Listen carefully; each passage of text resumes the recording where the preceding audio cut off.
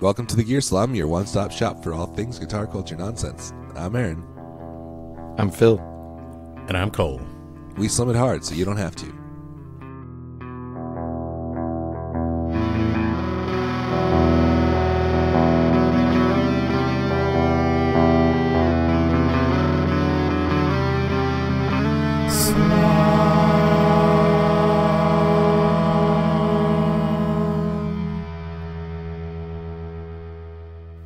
I got a bit of a frog in my throat at the moment, so if I sound odd, it's because I've been eating frogs.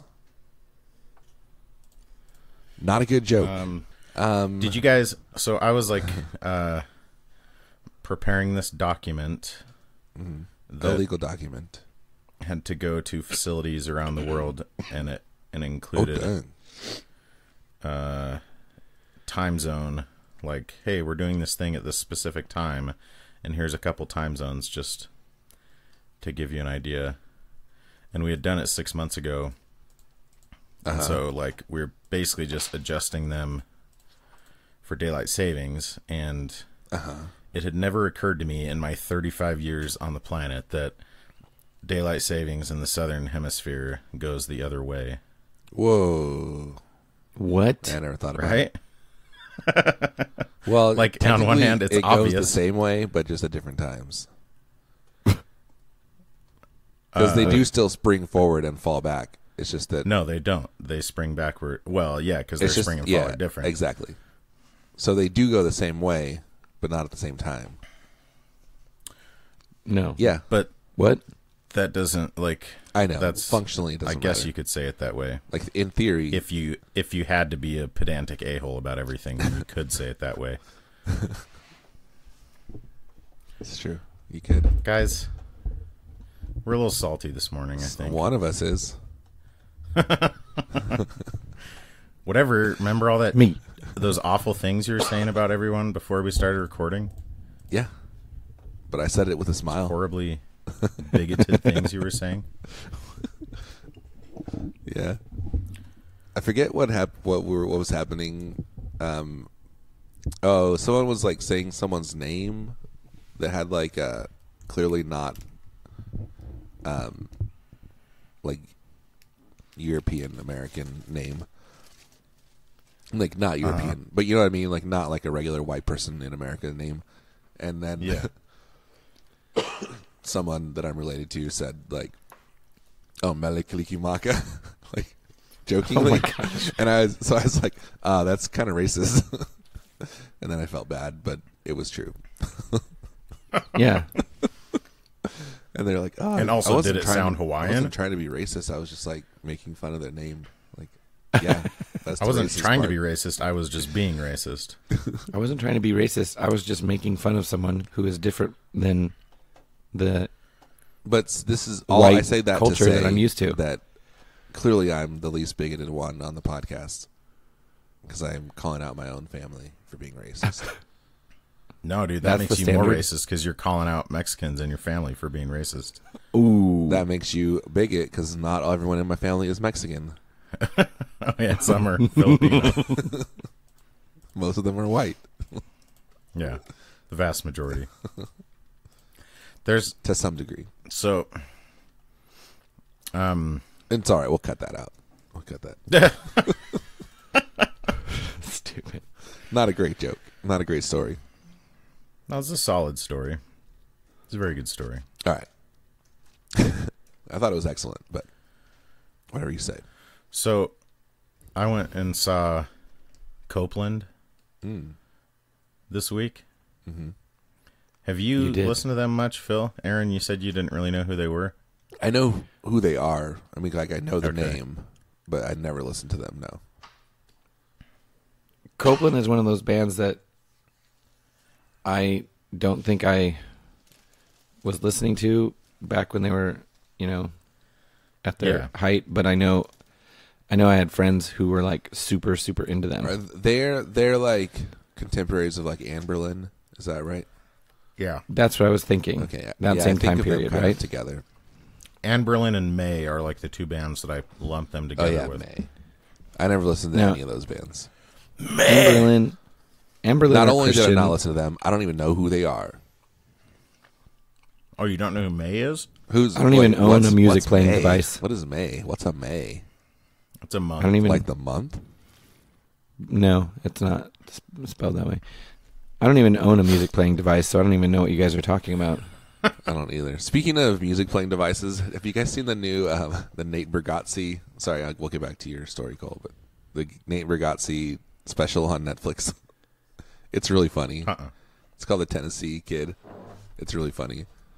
Oh, man. But he that talks rings about a like bell. going to his mom hired the DJ at his wedding, and it was some old guy with just a bunch of CDs, and he's like, and computers were doing very well at that time. Gosh, that's a good joke. Here's some dude with a bunch of CDs. He played the same song 3 times in a row.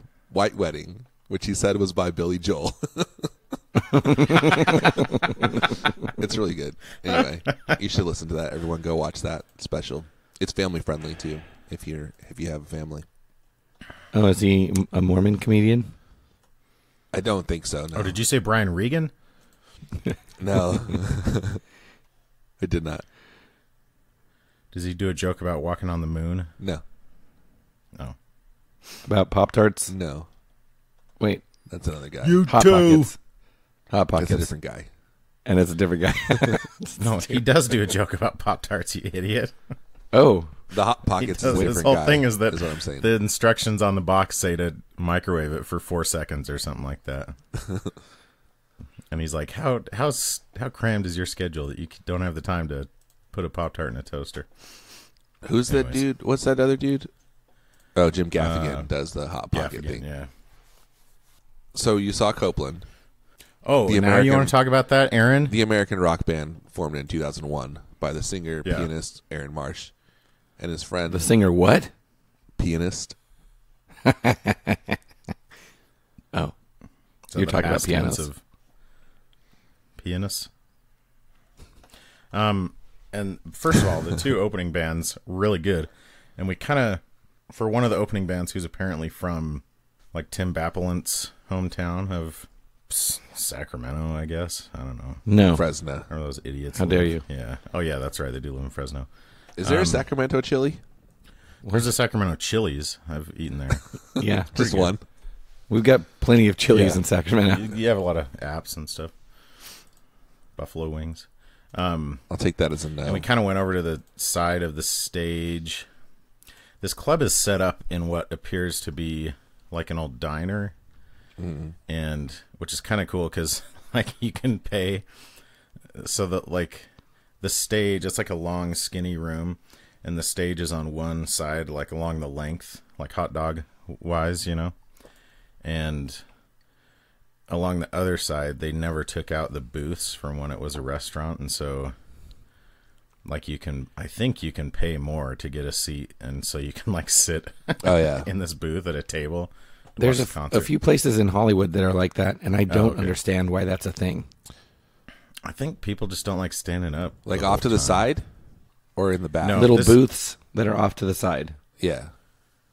for sitting when everyone is standing and blocking your view. I'll say this. If Usually they're elevated, it's awesome. Yeah. Okay.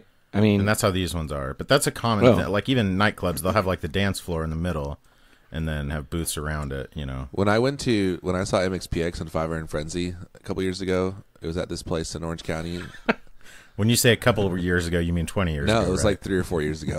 Oh. It was like a reunion thing. And Slick Shoes played with them too. But I went with my friend who's like a really big Five Iron Frenzy fan, and I had never seen MXPX, so it was my first time, so I was pretty excited too. And we got a booth it was like, I think you had to pay $100 to get the booth. But it wasn't like $100 for the booth. Yeah, it was for like the whole, like, in that seat. No. seats 6 But people it or wasn't whatever. even that. It was like you get the booth, but you have to pay like $100 minimum. So if you order drinks and food up to that, then you don't have to pay. oh, like bottle service and stuff? Yeah, basically. That's So it cool. was like there were 3 of us, and we spent $100 easily because Jeez, crap is freaking expensive. Lushes. Yeah, they're like, This Coca-Cola Like, they had $2 is beers. $9. $100. But it is. It's like I'm gonna get a Jack and Coke that's like $10 anyway, so I might as well get a Yeah, couple yeah. of them and a burger. So might as well get 10 might of as well those. get 2 and a burger, and then have this table that I can sit at. Heck yeah, dude. So it was cool because you like sit there, Aaron, and you then do not need to sell that idea to me. I know. I'll spend $100, no problem. So you just it's cool because you get to sit there and like watch the parts that you're like kind of into, and then when the song that you like Yeah. comes on, it's like there's room to stand up and get down. It was cool. You're It's a very funky. adult way to concert. There's room to grind on some people. That's my first favorite concert. I mean, that's my second favorite type of concert. My first favorite type is when the opener goes on at 8 and finishes at 9:30, and then you go home, Yeah. or even earlier. Yeah. My favorite type of concert is the one I watch on my phone on YouTube while I'm in bed. I've seen Emery a couple times in the last few years, and every time they make a joke about, thank you guys so much for getting a babysitter, and paying so much to get a babysitter to come out tonight, like because everybody's like Yeah. 40, and he always makes the same joke about like 20 years ago when they started playing, like people are like having sex in the parking lot, and now it's like, oh, am I going to be home in time to, like, everybody just wants to get out of there and go home because Check their everybody's old. DVR or whatever. Yeah, but It makes banter and stuff like that a million times less cool when you see another show and they use the same banter. Especially in the same town on a different tour. Yeah, well, exactly. Okay, so when I saw, I've only seen Tenacious D once, but it was a really weird experience, and I've never seen the freaking Rocky Horror Picture Show, but like it reminded me of the way people talk about that, because all of the jokes were all of the banter between songs was like, It was very scripted. it was so scripted that there were people in the crowd yelling it with them. That's weird. Yeah, totally. And it wasn't is just the bits from the album. I mean, a lot of it was. It was like but then the wee push-ups, stuff Right. like that isn't on any of the albums, I don't think, but they do it every time they play. yes, that is on the album, isn't it? Maybe. Well, I've heard it somewhere, but yeah. So like PP they push-ups. like follow. There are some people that are like following them around so much that they have all of it memorized, and they're yelling it Yeah. at them, and it was kind of a bummer, but it was also like another part of me was like, okay, these people clearly think this is cool for a different reason. Like, Well, this it's is the a same- performance start to finish. It's the same reason when you see a comedian and people like shout out their most well-known bits, like, hey, Yeah, do that's this true. one. And it's like, why do you want me to say that thing that you've heard me say on the album so many times that you haven't memorized? Like, but then it still kills. Yes. Like I heard Brian Regan, funny enough, talking about that, and he was saying how it's like this weird thing of like, on one hand it makes you feel like they don't care about any of your new stuff. It's it's like when you go see some band who's put out 10 albums and all anyone cares about is the first album. I mean, it's like that with Copeland, for example. It got the loudest cheer when they played The Brightest.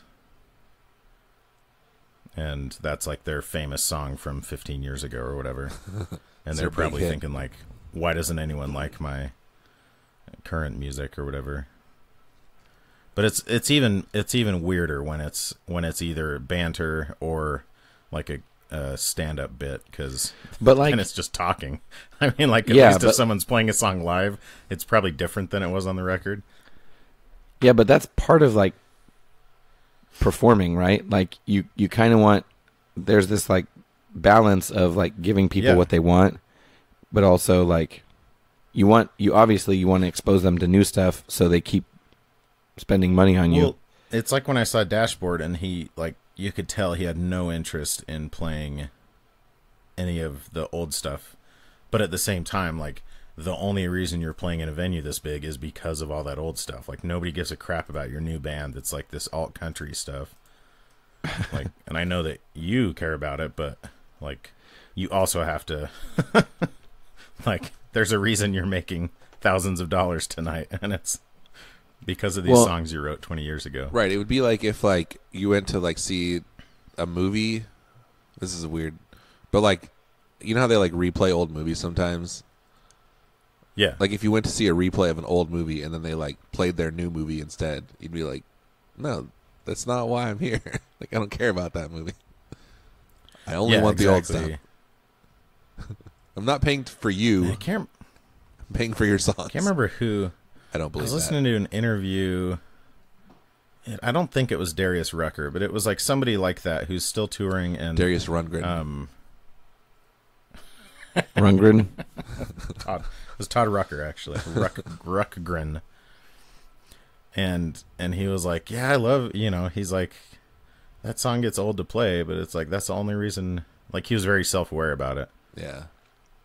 It was like, that's why people are here, and that's, I have to play it every night, but this is the only time a lot of these people have ever seen me, so it's the first time they've heard it, So, my dad, back in like, it would have been in the 70s, I guess, and I was like, late 70s. So you were like, I think you were like mid-teens.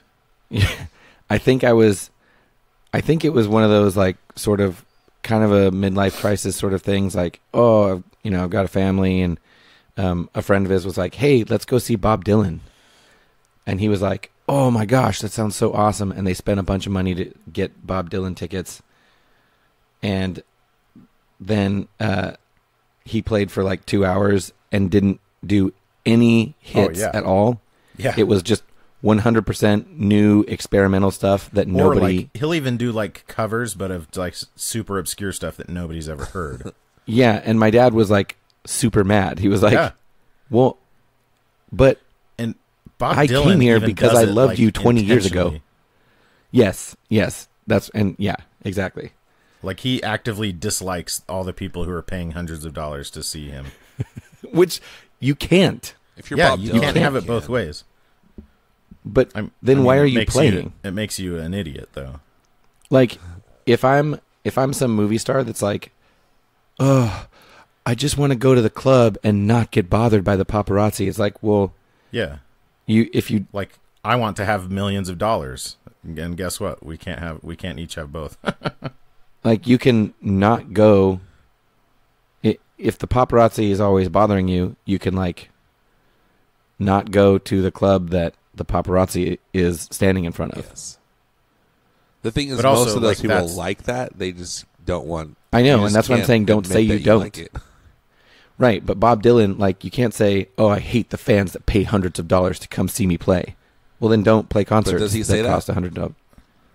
Well, Cole said no, but his actions. No, do. Cole's saying that because of the way that he plays the song, like the songs that he chooses, show that he. It's like he them. actively, he's actively antagonizing everyone who came and is a Bob Dylan fan because, like, he's not going to play any of his popular songs.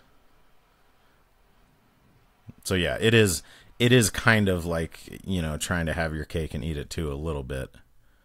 Because it's like the only reason Bob Dylan is playing in freaking NBA arenas or whatever, like enormous venues, is because of his popular songs, It's not because of all of his experimental crap. And he'll even play songs like you won't even recognize the song because he's playing it so differently, which also, like, that always... Like Dave Matthews Band and Counting Crows are the same way, where they change. And granted, like, I know it seems weird to have an opinion of any kind on Dave Matthews Band in 2019. Or Counting Crows. Or Counting Crows. I like Counting Crows, though. Did I ever tell you about the time, like, when I used to work at Banana Republic, and I would work there like before hours, opening merchandise, like stocking stuff. There was these two guys, Mark and Dave. They would just talk about Dave Matthews Band for hours at a time. It was the most insane thing I've ever witnessed. They must have smoked so much weed. That's really funny. Probably. It's like, why? Just on and on and on. It was wild. And it was not, they weren't like repeating stuff. It was just like a real conversation about Dave Matthews Band for hours. Like, on one hand, like, I wish I liked anything as much as they like Dave Matthews Band, you know?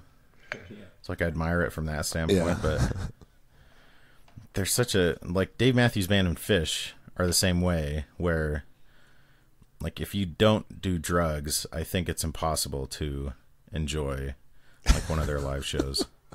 I'm sure it's still fun. Yeah, it's not impossible. It's just you don't enjoy it that I don't way. think it's. not I don't good. think it's possible to enjoy one of their shows though without getting high. Just being there. If you watch it on your phone in your bedroom. Oh, true. Yeah. So how was this? I Copeland? have a How was friend- that Copeland show? Oh, yeah. just kidding. Yeah. I don't even remember now. It's weird been because too long. usually we're so good at like sticking to a topic. I So know.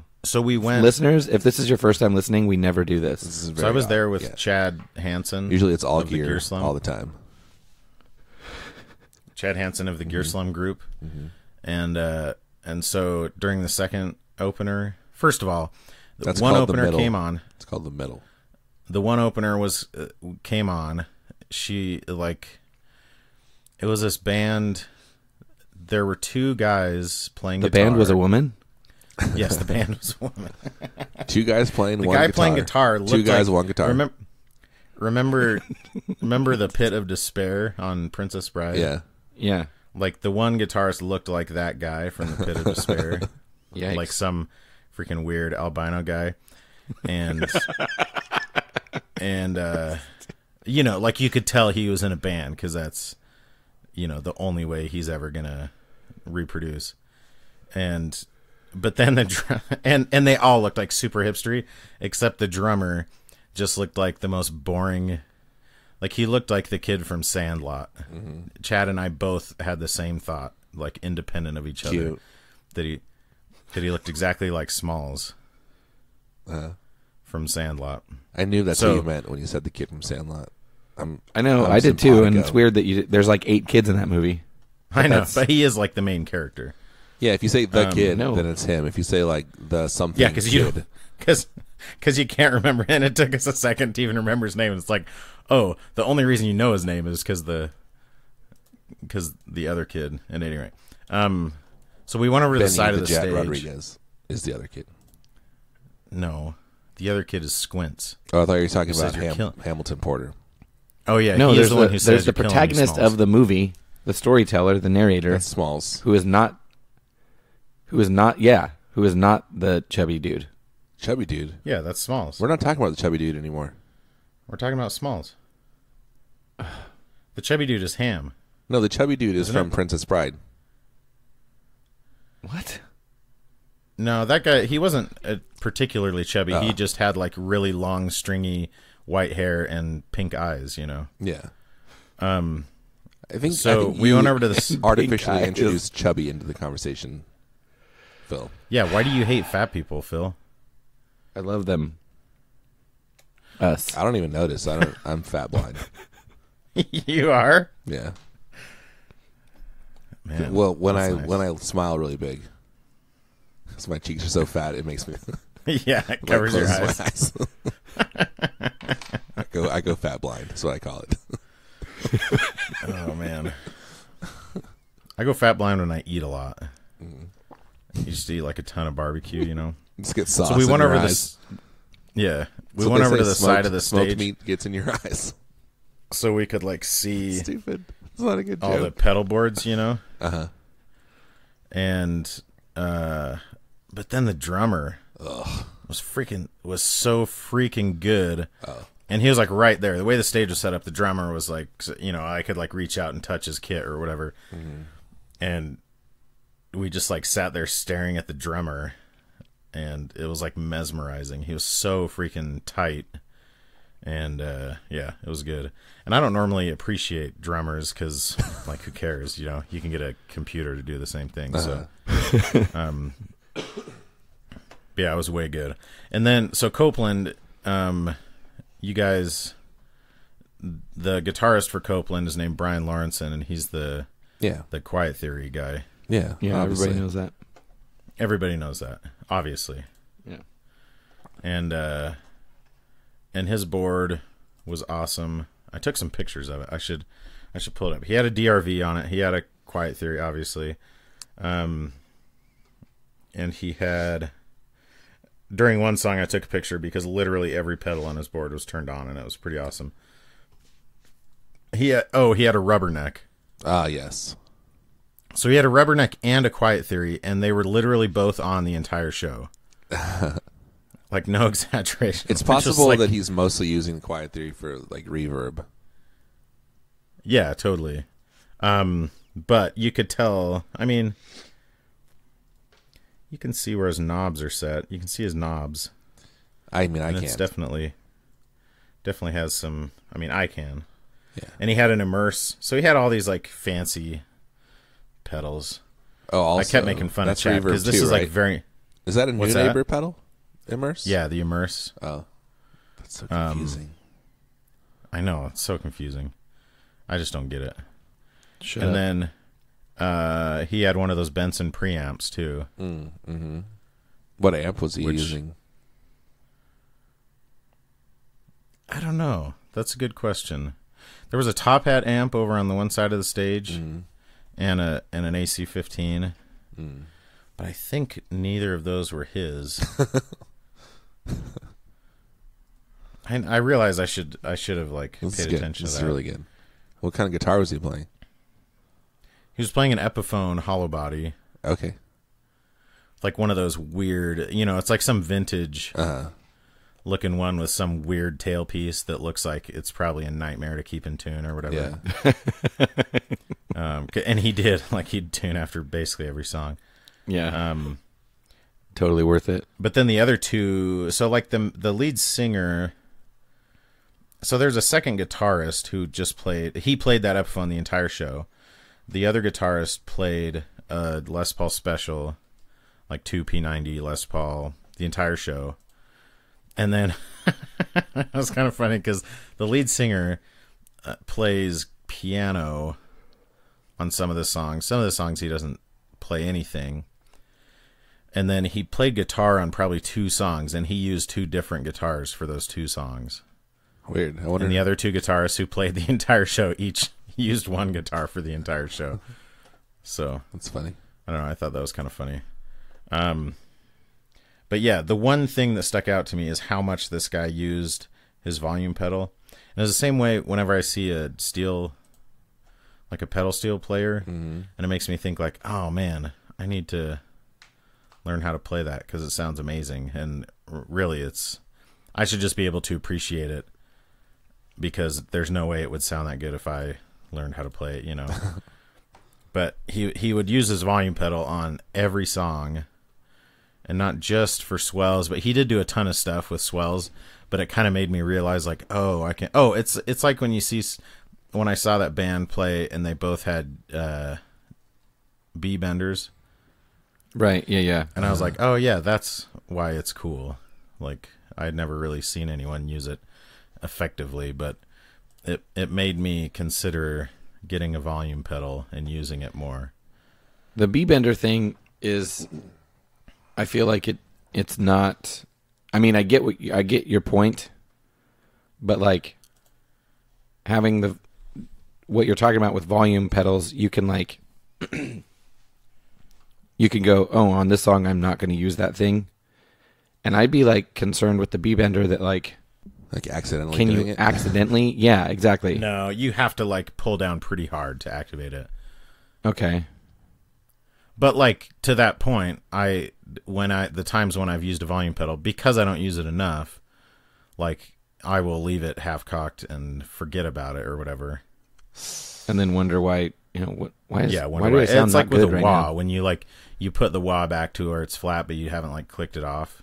Yeah, And so it's like, why does everything sound like I've choked never or played whatever? a wah in my life. You've never like at all? No, never plugged in. Why not? I've never had one to play.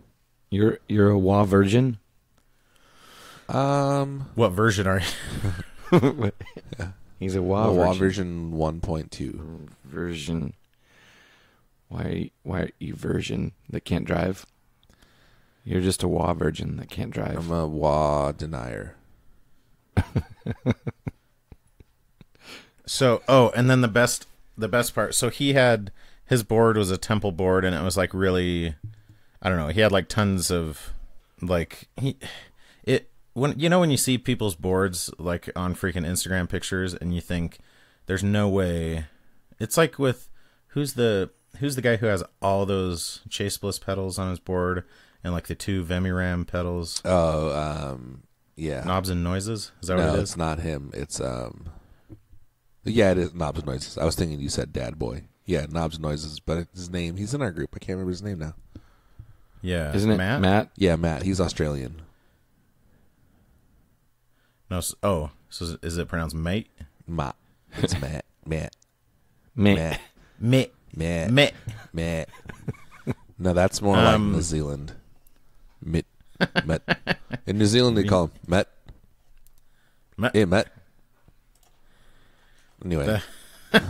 I saw this interview. Do you remember Korg on Thor Ragnarok? I remember Korg, the brand. The rock monster guy that's like really soft spoken. Oh, that just like walks around that place or whatever. Yeah, Yeah, and makes jokes. Like the guy who does his voice was the director of the film.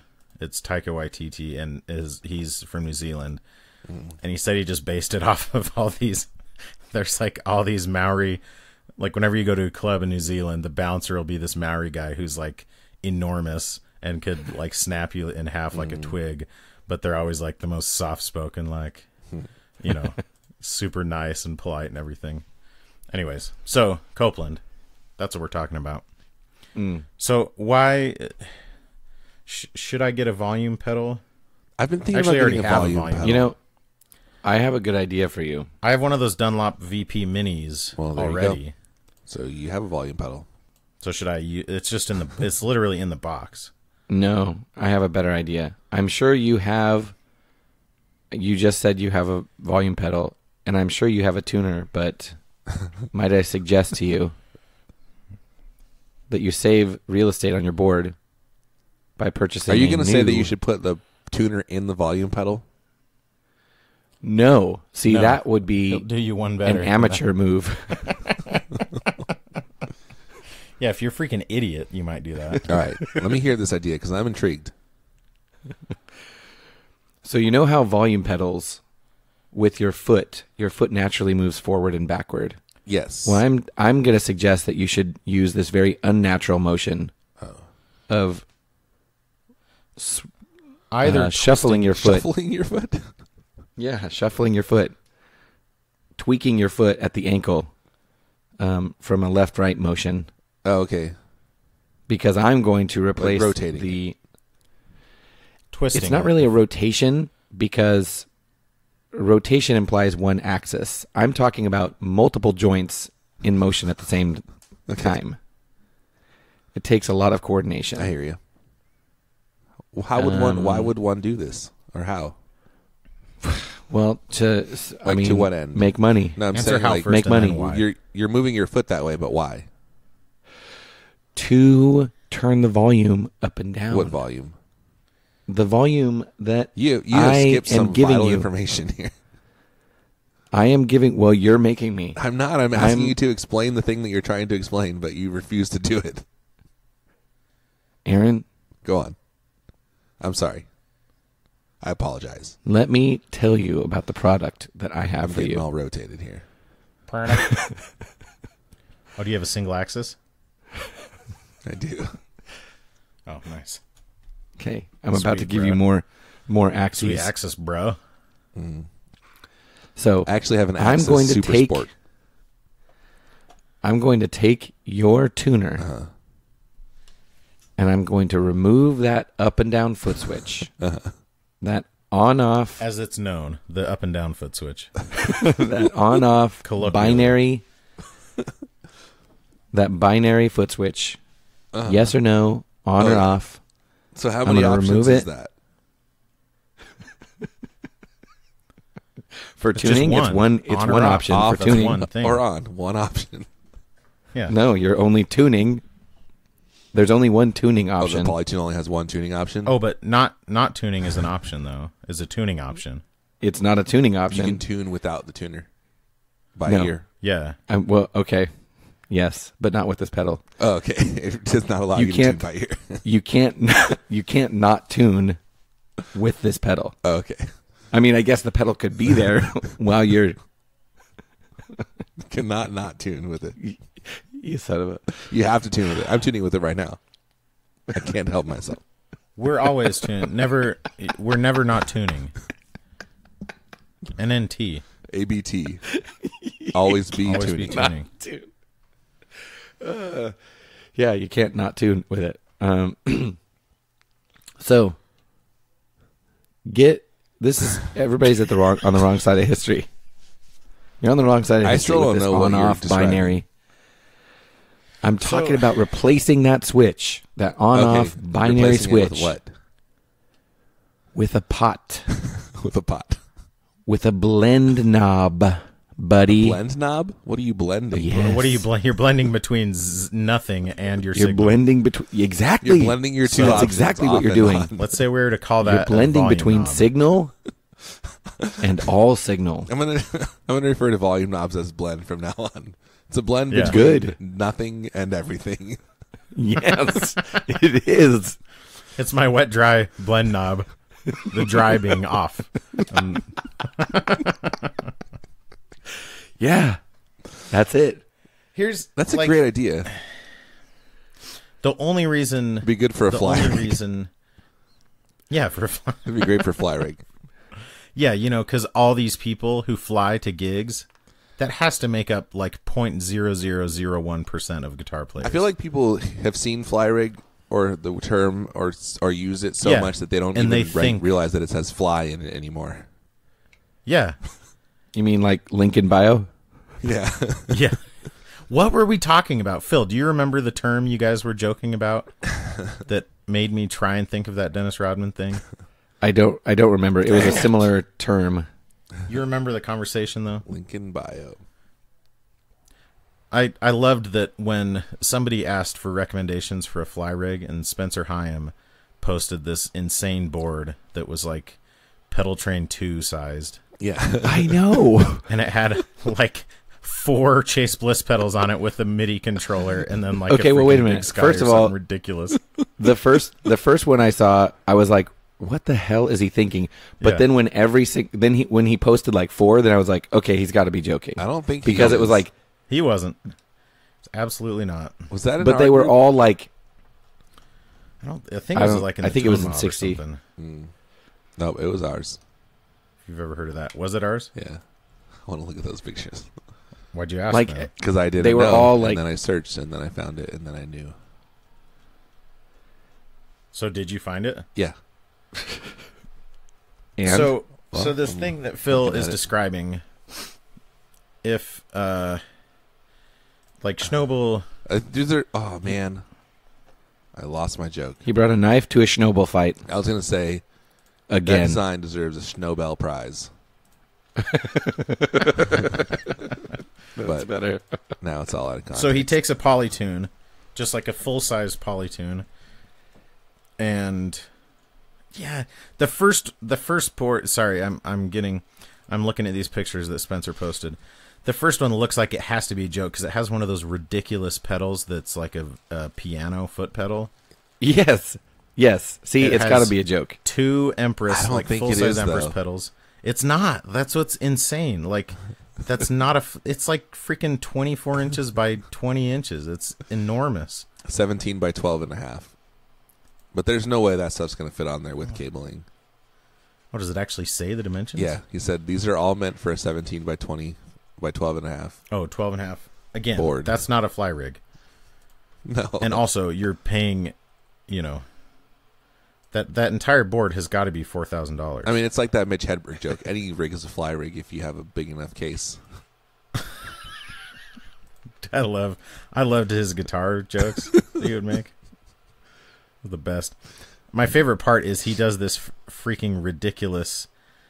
One of them has this enormous collision devices black hole something on it, and then it has like that tiny little pedal train tuner.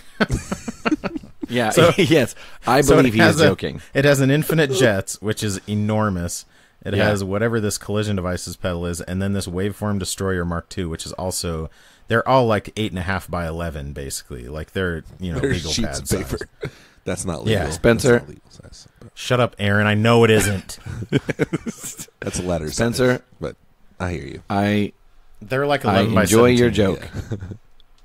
It's pretty Spencer, close. I enjoy the joke. I don't think. That's the thing, is like each one of them has a pedal that's so ridiculously big that it's like it can't. There's no way it's not a joke, right? It's not a joke. But I don't think it is. That's what's crazy about it. And here's what's happening. In his mind, Flyrig is about space, right? It's all about. He's like, what's a small sized board? And in his mind, 17 by 12.5 is a small board.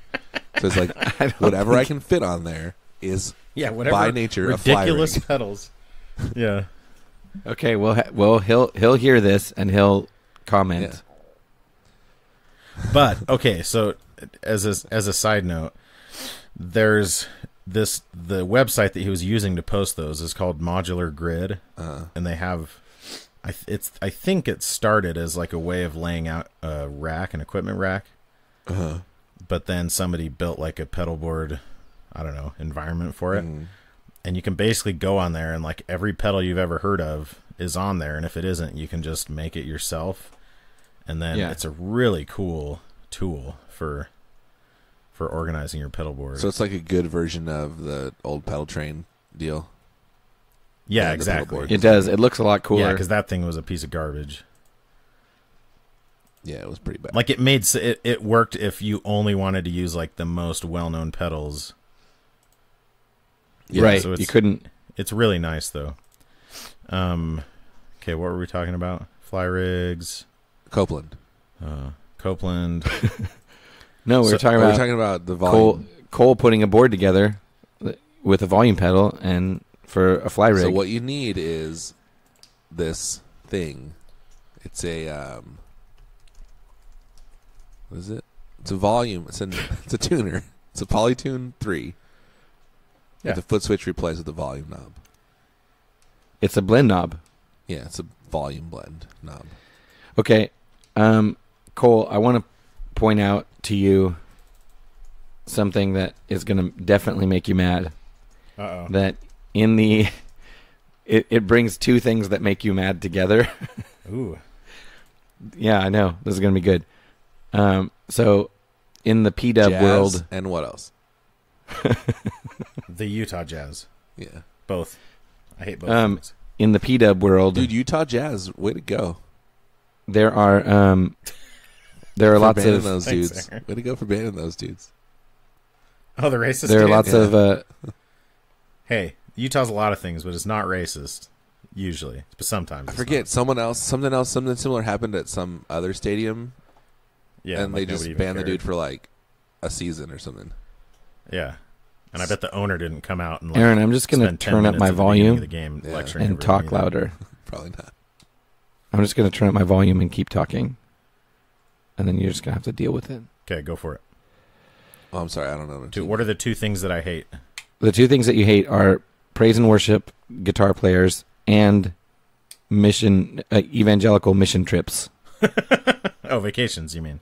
Yes. Vacations So that here's you guilt people into paying for you. when the dudes talk about fly rigs, almost always that's actually what they're talking about. And it's like, you know what these starving kids in Africa need? They need to hear me play my crappy music. I'm through a telling you, million that's reverb what pedals.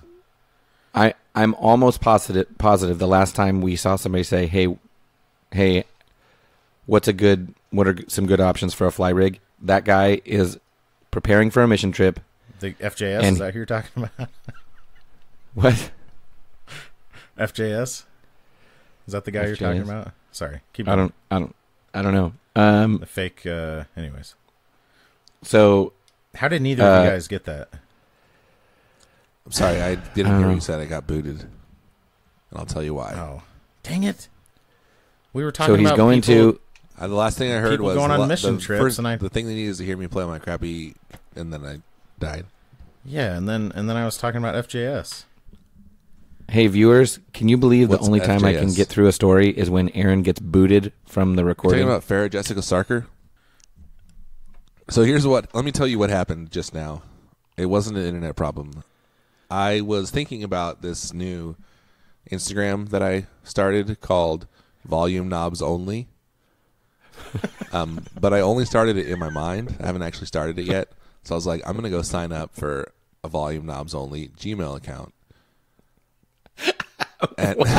So that I can use That's it the to next open. logical step. So I can use it to open a new The Instagram. account. But when I did that, I signed out of my Gmail account, which signed me out of Which Google booted you. Hangouts. Yeah. Well, I'm glad you're really locked into this podcast that we're recording. Yeah. That we woke up at 5:30 to record. 4:30. So that's disappointing, Phil. I'm almost certain that the dude, whoever that dude is that asked, that's what he's planning. Probably. He's going to some third world country I don't for know. 2 weeks. For 2 weeks. No, that guy, he said what he's going to do, and it's Yeah. like, Oh. it's not that. I don't What was think. I don't know. Something international. Yeah, let's see here. Aaron, your response was much more reasonable. Everything boss. All And then somebody was like, "Oh, how could you?" And then it was like, "No, because that's everywhere. Yeah, it's like Like it's the most likely to be tracked down if something goes wrong." because Like, he that's- said this Fly guy- Rig International, and then everyone else is saying like, get a Helix. Like that's $1,500, and if it breaks, you have to buy a whole new one. yeah, everything goes wrong. But also, like, that's I mean, it's not going to break. But obvious. Yeah, true. It's like if somebody, it's like if somebody says, "Hey, what's a good Strat type guitar for worship?" Which is a stupid question, and then someone's like, Strat. A Strat." So it was Stephen Conradi who posted about it, and he said he'll be traveling overseas to Japan and Hong Kong. So I don't think it's because if you're taking a mission trip, like a mission vacation like Bernigans do, yeah. probably not going to A Japan or vacation Hong trip. Kong. No, Exactly. no, I'm going on a vacation. Cole, we go to the ends of the earth, Judea and Samaria, and the ends If of you the think earth. we don't Yeah, take you go missions there and you trips spend to like Hong Kong, a week. then you are sorely mistaken, my friend. What? What? No, we go to the ends of the earth, Phil, and we spend 2 years there, I'm just saying. and we learn the freaking language. Well, we bring good music. No, you don't. You bring freaking praise and worship garbage music that's garbage and sucks and is terrible We bring- and is bad. We bring super cool guitars and super cool pedals. Ugh. You can't argue with that. Maybe bring like clean water or something. Freaking posers. Damn it, that's a good We do. We build a house. It's like some crappy house. Gets Yeah. condemned like 6 months later. Yeah. Hey, very poor person. I know you don't have a home, so we brought these teenagers to build you one. Yeah, exactly. They can't even stay awake in algebra class, and they're going to build you a house. Some of them have never swung a hammer before, and yet here they are. And will never They're- swing a hammer again, more than likely. Yeah. Here they are. Their friends and family donated money for them to come to your country and build you a house. And they So- do not know how to build a house. Whatever happened? Because, like, I actually liked that the Ernie Ball volume pedal with a tuner in it. That never came out, though, did it? It's not released yet, as far as I know. One thing I liked a lot about it is that it showed, like, the percentage of volume you were at. Yeah. Like, where your percentage of blend. I think it says blend at the top. That's what it's called, like the BP Junior. Is that what it is? Oh, Pedal blend. Junior. The Really? BP, yeah, the blend, not the blend pedal. The volume is a blend Yeah, of not sound and sound. exactly. Yes. Why are you acting like we just have not said that before? Aaron, Why are you trying to pretend like we're not making fun of you right now, Phil? yeah. I am not pretending. That makes you us are angry. It makes bullies angry when you don't acknowledge that we're hurting your feelings. Okay, so Brian Lawrenson had this big old temple board, and it was all fancy and whatnot. And then the bassist also had a temple board. Oh, we're back to Copeland. Okay. Wait, before you do that, I should say that this episode is sponsored by Sinusoid Pro Audio Couture, the best cables in the biz. Yep. Was Copeland using if you're building Sinusoid a fly cables? rig, Yeah. if you're building a fly rig with $5,000 worth of You're going to need pedals- like 40 slivers for that. for Spencer's fly rig. You're probably and you'll doing need a 4 bunch of cable MIDI method, cables. like 99% of guitar players. Bunch of MIDI cables. But you're going to need those fancy right angle ones because it's small and tight, right? So It's- crammed yeah, on it's there. small Oh, and that's tight. what I was going to say. Like, that's one thing you'll notice with actual... Like, you rarely see a touring musician's pedal board where everything is crammed on there so that it looks good on an Instagram picture, because then it's not usable. Like, his board had space between every pedal Yeah. so that he Space could switch between. them on and off. Yes, you're correct. I thought I died for a second. When he said you were correct, you thought you had like died and gone to heaven. Yeah, and gone to hell. Phil saying I'm correct. Stupid. So the bassist... That is a wonderful observation, Cole. The bassist board it was also a tempo board, but it was a small one, and it had a TU3 or some Boss tuner. Did that I have figured out- the I standard stomp switch, or did it have a blend knob on it? They had modified it to have a blend knob on it. The TU3, and at first I thought it was a blues driver, but it was actually a compressor, and then a DOD 250. And that was his nice. whole board. So it was a Boss compressor, a tuner, and a 250. That's which is actually pretty rad. cool. Yeah, like for a bass board, I mean, compression is pretty important with bass. Yeah, I suppose. And yeah, I mean, in theory. In a quiet theory. Both of the other guitarists also had 250s on their board too. Whoa. That's like 500. No, it's not. 750 because both of the other guitarists had it too. So there's 3. Both of the other... Oh my gosh, you're right. That's so much 250. So I might start using that volume pedal. And when that volume pedal... I don't know, I did like that Ernie Ball one, but I probably shouldn't get it because I don't even know what I'm doing with the volume pedal. You're just blending. Just blending. So what do you guys want to talk about? I want to talk about Gun Street Wiring Shop. Mm. Mm-hmm. Do it then. And I was trying to. I thought of another like guitar pun for them the other day. They'll turn your SG into an OMG. It's a classic. Yes. Turn your Les Paul into a It is. Morpaul. It's pretty good. Those are both very good. It's hard to do. It's harder with Fender guitars because they all like just end with caster. Right. They'll turn a Telecaster into a Tell-U-caster. No, it's not that.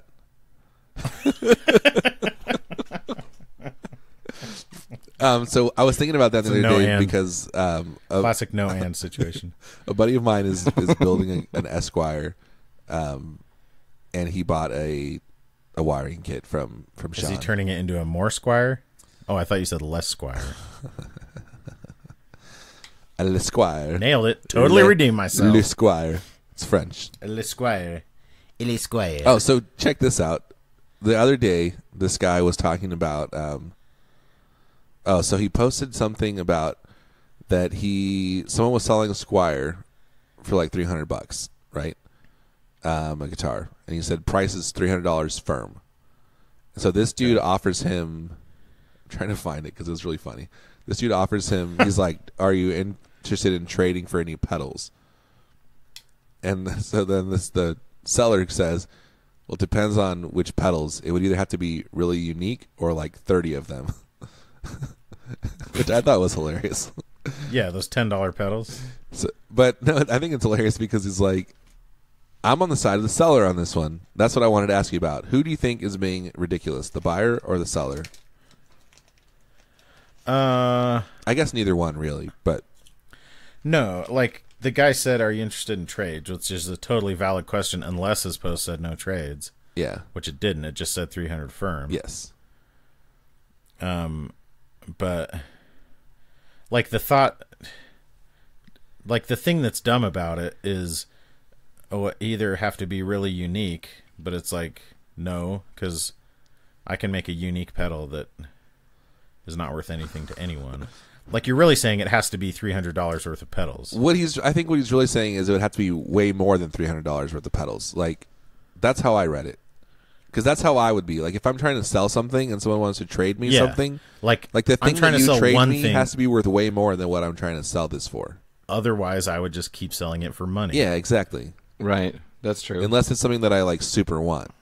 That's hard to get. It's like when people try to trade you a bunch of crappy things for one really nice thing. Yeah. And it's like, no, that you're making my life harder. And it's always like, well, you can turn around and sell it, and then you'll have even more cash. You and do I that always, then, and then buy my thing love and doing pocket the rest. Yeah, because I always reply like, okay, then you go do that, and then you'll have all the money you need to give to me.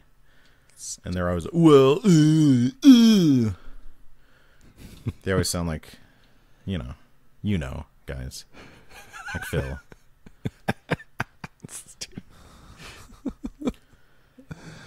It's the same thing when people say like, "Are you really going to give up this deal over $5?" And it's like you're doing the exact same thing. Ooh, If you're burn. ever asking that question, Yeah, right. it's like, no, I won't go $1 above 120. And I'm like, well, my bottom price is 125. And they're like, are you really going to do this over $5? It's like, yeah, you are. So I am too. It's a principle. Idiot. You moron. Whose side are you on in that debate, Phil? In Aaron's debate? Or do you not care? I guess I feel like I've been on both sides of it. There are many sides. We can agree on that. Yeah. Like, I mean, okay, who do I think is more of an idiot? Well, the person saying, do you want trades or will you take trades? And then they say, yes, it depends on the thing. Did that person say anything? So here's the thing. I don't have a problem with ridiculous? someone offering that. My thing is like, if you're the one that's offering a trade and then you're acting like this guy's crazy for like wanting something good in trade, like then you're being ridiculous. That person's because dumb. Yes, you I always agree have the with that. underhand if you're offering trade for something that's for sale for cash.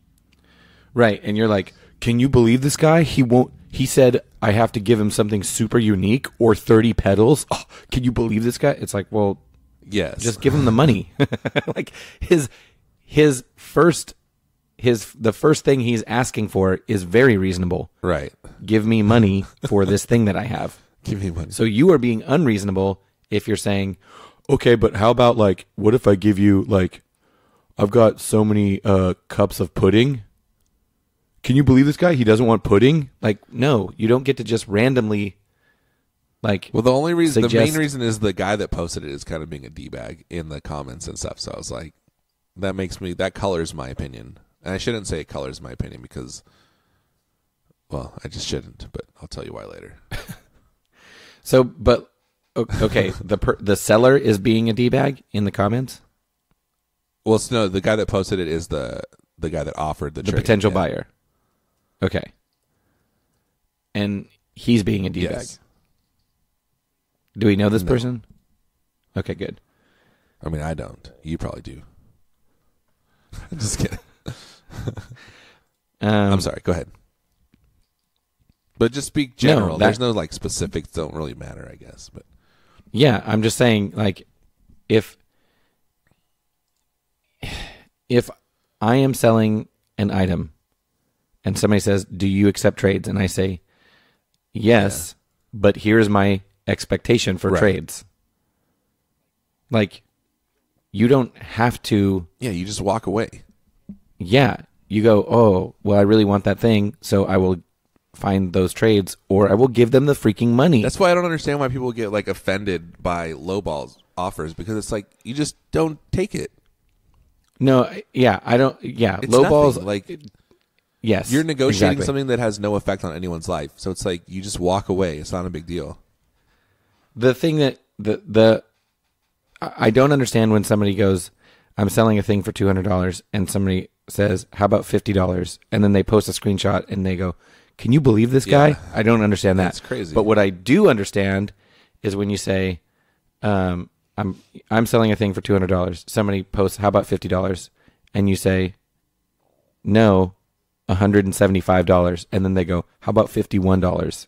Now it's like, okay, yeah, that's just bad negotiation. this person, like that's not good faith yes, this person, right. So now this is now warranted under the can you believe this guy category. Yeah. If they're just being obnoxious and it's like, okay, you're either you don't want to come to an agreement, you're just like trolling. Right? I mean, I don't know what else to call it. If somebody lowballs and then like obnoxious for like that's not an effective tactic. Right. People are dumb. Yeah, so it's like that kind of like idea of like, oh well, maybe I could just wear them down. Like, no. Right. I mean, I guess that's a thing somewhere. It's like if you come up $1, what do you think that's gonna like? If we're already like that far apart, $1 is nothing. Right, like, right, that's right. not. It's just goofy. Yeah, and that's what it's obnoxious when they won't like when you have made it clear. Listen, here's the range that I'm right working under, and you're like trying to like be way outside of that range, and you're being very persistent. Right. But even then, you can like you just walk away. Yeah, you could still just go, deny. It's not like you're like negotiating over like your medical care or something. Right, and they're not. It's not like they're standing on your lawn and yelling these things like while you're eating dinner with your family or whatever. That's funny. Although, what about $51? I used to work at a retail store like really close to the border, and people would come from Mexico all the time and like try to negotiate the price. I'm like, really? Yeah, because like in most countries, yeah, that's it's how like, it is.